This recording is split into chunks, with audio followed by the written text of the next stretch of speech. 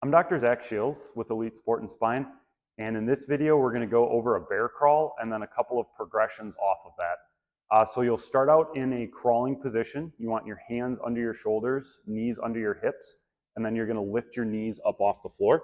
So it'll look something like this. So this is your starting position for the bear crawl. We want to make sure you have good inner abdominal pressure here, so that abdominal brace where you're pushing out, activating the transverse abdominis and the abdominal wall muscles. And then we'll start with a hold here.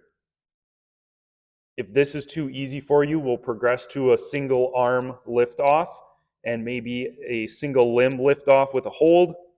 If that gets easy enough, we'll progress to an opposite limb lift. So right hand, left foot, left hand, right foot. The biggest thing we're looking for here is that you're keeping your spine neutral and your pelvis stable. So we don't want to see a whole bunch of rotation or rocking side to side as you're lifting a limb up, just keeping the core activated and everything nice and stable through there. Once that becomes easy enough, we'll progress to an actual walking movement where we're having you take steps forward and steps backward. And again, with this, keeping the pelvis controlled.